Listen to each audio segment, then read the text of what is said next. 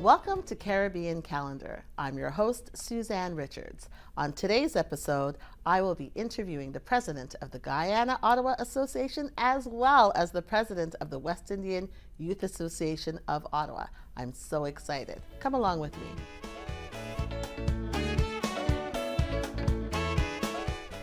Dion Saul Hamilton is the current president of the Guyana-Ottawa Cultural Association.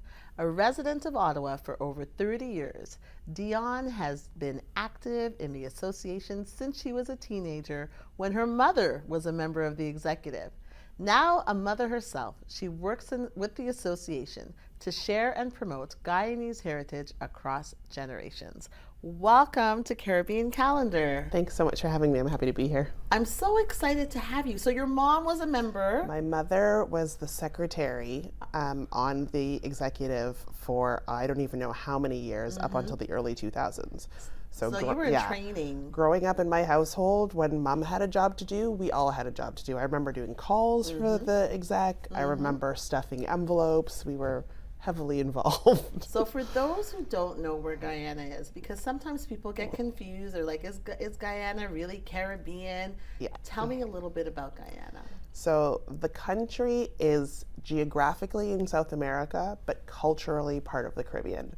So it sits on the northern border of South America between Venezuela to the west, Brazil to the southeast, and Suriname to the east. So we have a nice little package around us of neighboring countries. Yeah. So that is reflective in your music. Music, food. We're the only English-speaking country in South America. Okay. But we're also known as the land of six peoples. So we have communities and cultures from all over the world that came and settled in Guyana and make up the population and the culture as we know it today. So I have never heard of it called the land of six people. So tell me about, what are the six? So I'm probably going to get this wrong. We have Black, Indian, Chinese, Portuguese, Amerindian, and then European. Wow. Yeah. Wow, that's amazing. And do you know what the Black roots are? Are they Western Africa. Okay. So many of those in Guyana now can trace their roots back to Ghana, the western coast, the Gold Coast area of Africa, from where we originated in the slave trade. Right, right. It's so good that people are tracing their roots. I recently traced mine to find out that I'm actually 67% Nigerian, even though my cultural heritage is Dominica, both of my parents. So it's really interesting, and I think it's fantastic for everyone to know their roots. Tell me something that most people would not know about Guyana. Most people would not know. Or would be surprised to know. There's two things pop immediately into my mind. We have the tallest wooden building in the world in Guyana, St. George's Cathedral in Georgetown. Really? Yep. Okay. It is, I can't tell you how old it is, but it is a beautiful church in the middle of the city. It's one of our heritage landmarks. And then we also have the world's highest single drop waterfall at Kaieteur Falls. Wow. Wow. I love waterfalls. I think I'm a little waterfall chaser. It's gorgeous. I had the opportunity to see it back in 2001 when we were there on a vacation with family, and it is breathtaking. It's awe-inspiring. So tell me the one thing that I need to eat. I'm all about food. What is the one thing that if I could only choose one dish from Guyana, what would it be? That's a hard one, because there are so many good things to eat when you go to Guyana. If you're thinking meals, if it's around Christmas time, I would say pepper pot. Pepper pot? Pepper pot, fresh homemade bread. You can't go wrong with that. But if you're looking for a snack, there's egg balls, Solara, cheese straws. There's just so many And the patties. things. The Guyanese patties are... They're to die for. So tell me, so we talked a little bit about pepper pot, and I know I'm focusing on food a little bit. Sometimes people hear pepper pot and they assume it's spicy, right? They assume that it's spicy. But the main ingredient in pepper pot is casrip, which is a derivative of cassava. So it's traditionally an Amerindian dish. They use the bitter cassava to distill, I guess, the casrip, and it's like it almost looks like molasses. Molasses, yes. So pepper pot is a very, very dark kind of stewish. Delicious. It is so good. Delicious. And depending on your tolerance for spice, you can make it as spicy or as non-spicy as you want. And it's a meat dish. It's a meat dish. So now we would make it with beef, pork, oxtail, that type of thing. But traditionally, it was whatever was hunted would go into the pot. Love it. Yeah. I love it. I love the mix of cultures in the Guyana pot. And it's not even a melting pot. It really is a mosaic because every culture has their place and has their chance to shine. So tell me about the association and the work that's being done here in Ottawa. Well, the association has been around for most of my life. It started in the 80s when some Guyanese that were newly arrived to Ottawa decided that they wanted to do something to celebrate their heritage and give the Guyanese community somewhere to come together. And they formed the Guyana Association, as it was known at the time. And since then, we've had a very steady slew, I guess you could say, of Guyanese coming in, Guyanese-born Canadians that have made up the association over the years. So now with our new executive, we just changed executive last July. Nice. So we are, I think, the first all-female executive that the Guyana Cultural Association has had. So props to my girls. Our mandate for this tenure has really been to promote the Guyanese heritage and to do as much as we can to bridge that gap from generations. Because we have many in the association who are from Guyana, who came over as immigrants, who remember Guyana, and then their children and grandchildren who maybe it's a vacation spot for them, so they don't have the same cultural ties. So we want to give them that. It's so important, right? Because, you know, like you said, at first when the Guyanese community started to grow here, the association was created in a way to ensure that there was that link to home. Yes. And now, as we're second generation, probably it's a different third type of link. It's a different type of link. So what are some of the activities that you do, or events that you do? So we have 3 staples every year. At Christmas, we do a family Christmas party, the executive's way of just giving back to the association. In February, we celebrate the Republic anniversary. So Guyana has been a republic for 54 years now. No, I lied, 53 years now. So every February, we have a dinner and dance to celebrate that. And what does that mean, to be a republic? That is a very good question. So we gained independence from England, and then a few years after that, we became a democratic republic. Okay, fair enough. Makes sense. All right. I was just curious, all I know. right? Because we talk a lot about independence in a lot of the Caribbean islands, and it's the same thing, independence from whether it was Britain or, you know, wherever it was from. So I guess because you're a country, maybe that's... And I believe it has to do with setting up your form of government, but I'm not an expert in republic. I'm sure one of our guests will write in and let me know why a republic. And if they do, please let me know. So if anybody ever asks me again, I'll have the answer. I put you on the spot on that one. Thank you for being so generous.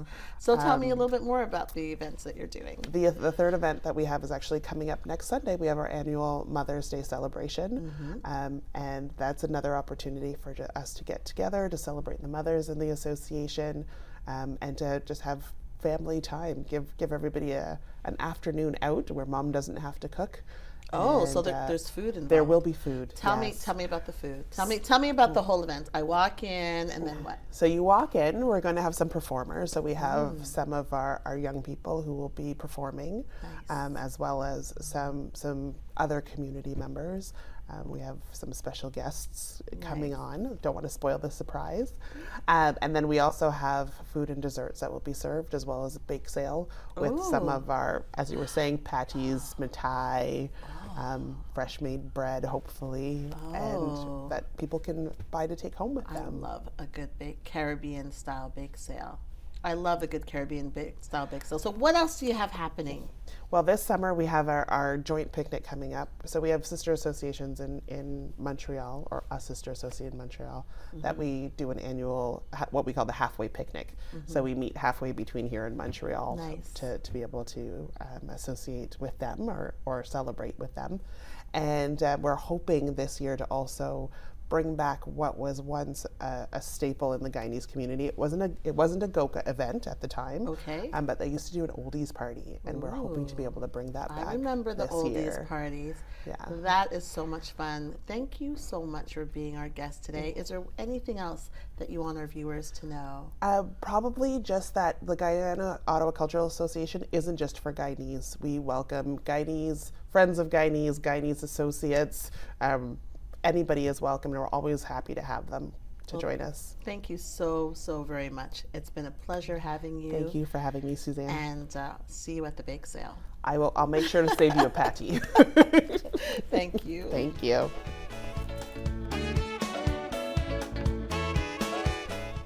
Jay, whom everyone knows as Jay, migrated to Canada from St. Lucia in 2010.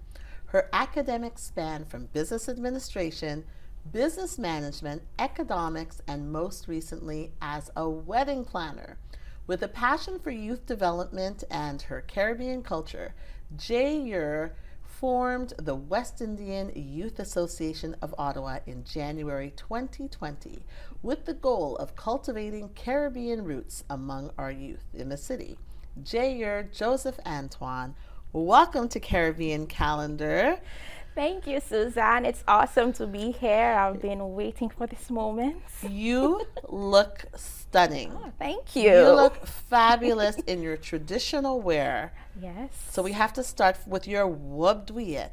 Yes, but actually this is our traditional Madras wear. It's the lighter version of the wobduet. Okay. The wobduet is full of clothing, so you have it draped all The over. mouchouet. Yeah, it's Yes, like the yes, formal, ball Yes. masquerade. Yes. But just to have a nice little lunch or anything, we bring it a little down and just have our Wear traditional the Madras. Yes. So for those who don't know, Madras is that across the Caribbean, we all have a different Madras on each island. Yes, we So this is the one for St. Lucia. Well, you can actually see it in Dominica too. I know Yes, you're Dominican yes. as well. But the coloring. the colors, it tells a story. That's so like our culture. It gives a story of what we are, where we come from. And so you will most likely see those colors in St. Lucia. It's all Yes. bright and vibrant. Yes. We are vibrant people, so why not? I love it. Well, you look absolutely beautiful. Thank you. Thank you for wearing your traditional wear. I'm going to have to get myself a nice wubdwiyet. Yes.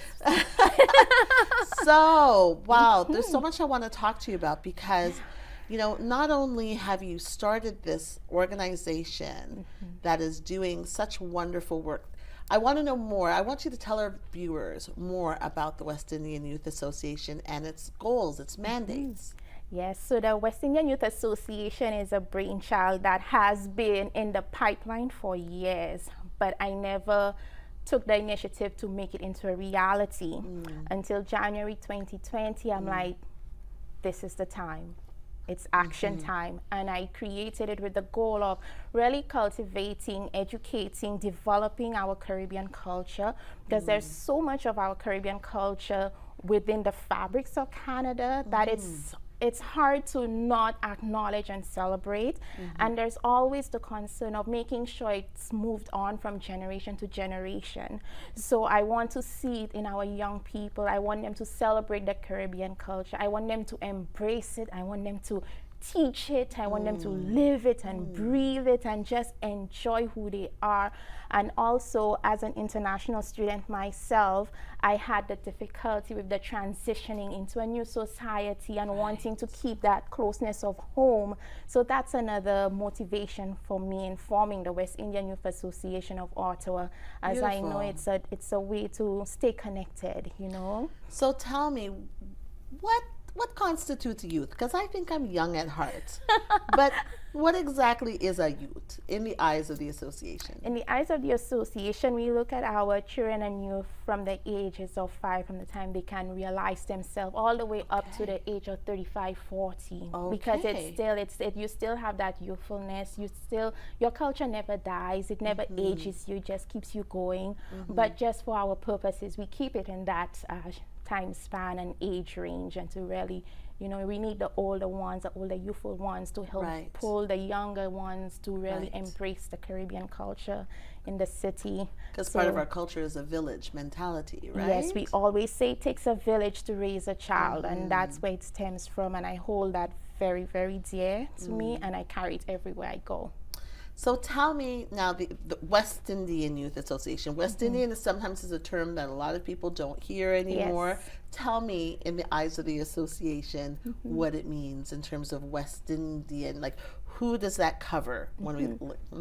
So basically what we say West Indian as just as a synonym for Caribbean. Okay. Because even when we were putting together the name, we were like, okay, there's so many Caribbean. We need to stand out a little bit. And we're like, why not use another name that's reference to the Caribbean? And so we're like, okay, West Indian Youth. And then you get that conversation going because you're like, what do you mean West Indian, West Indies? I haven't heard that name. That's part of teaching your culture. Well, that's one avenue that we go and say, this is who we are. We're the same people, but we have other names, and it's all a learning process for us. And having come to some of your events, the cross section of youth in terms of where they're from, can you talk a little bit about that? Well, we have, as you know, we have about 42 nations in the Caribbean. So we have members, we have Haiti, so we have our Haitian Creole, we have members from St. Lucia, like myself, we have our Spanish members from Cuba, Mexico. So it's a very wide range. So it's anywhere that anyone who relates have that heritage, they're part of the association, whether they're physically there or not.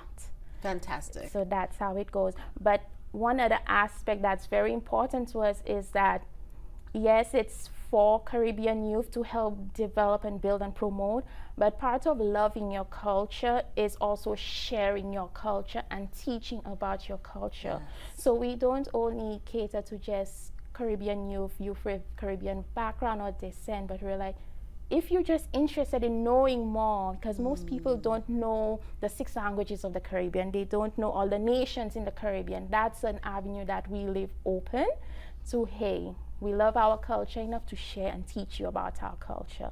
So you don't have to be of Caribbean descent to be part of the We Are Ottawa, as we call it. It's just you having that keen interest and wanting to learn.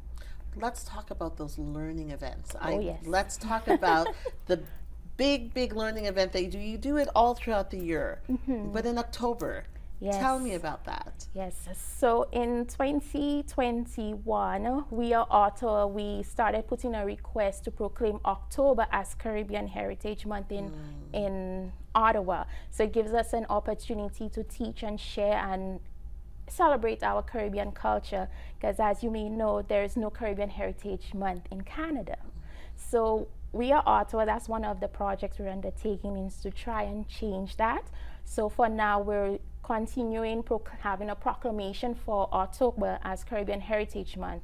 So during that month, we try to do our best to teach of different Caribbean aspects, whether it be movement and dance. We had you teach us a few of the ballet and our traditional dances.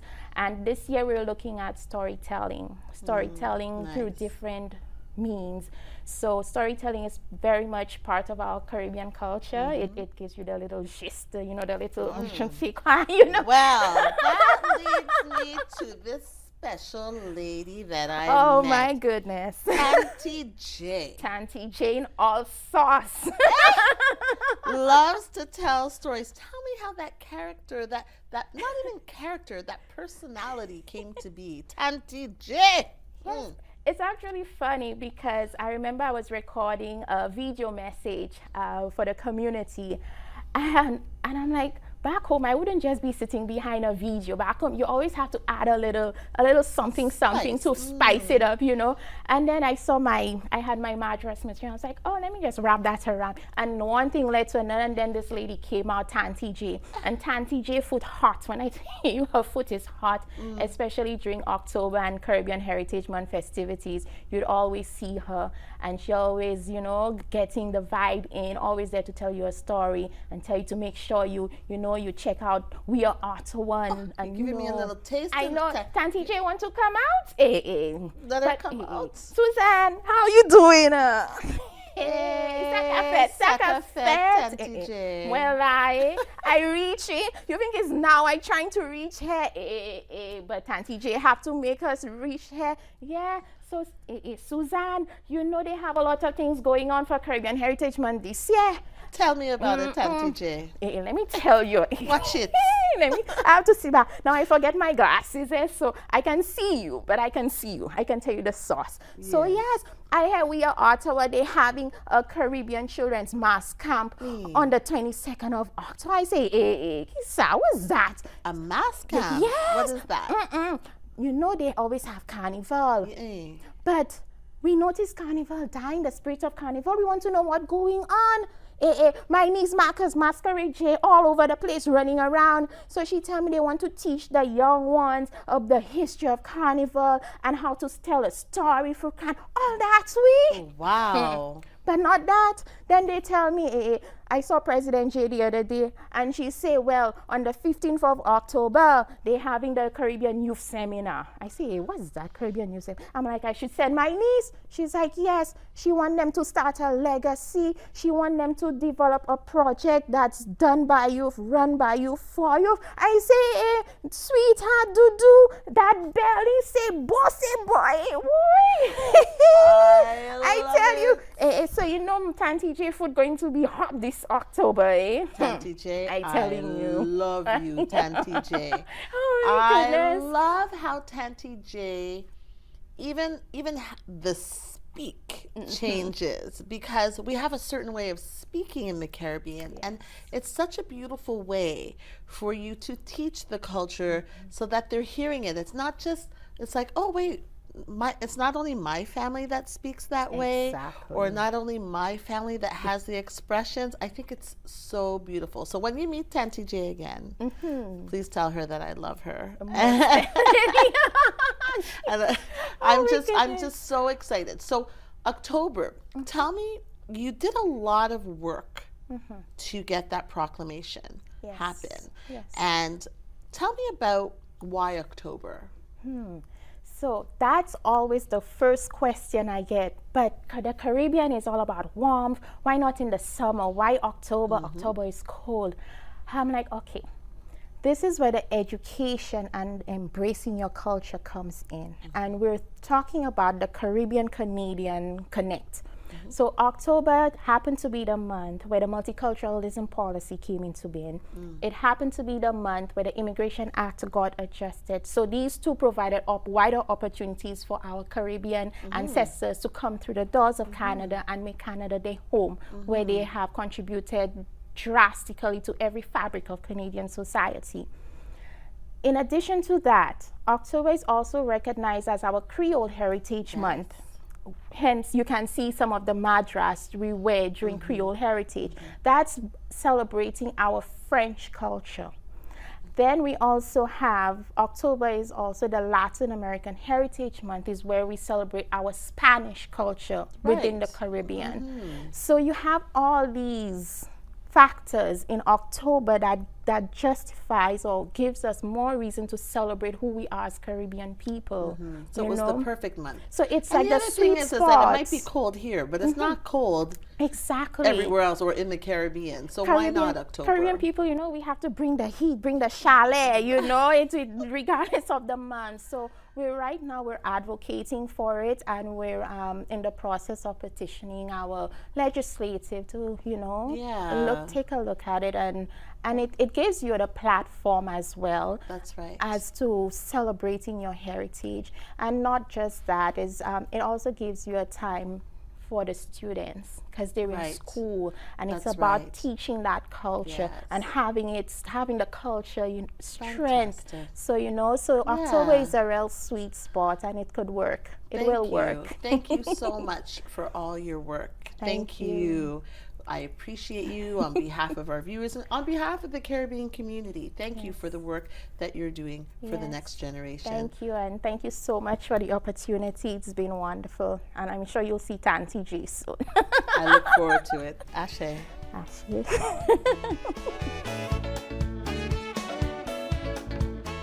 Thank you for watching Caribbean Calendar. Do you have a wonderful story to tell? Email us at caribbeancalendar@rogers.com.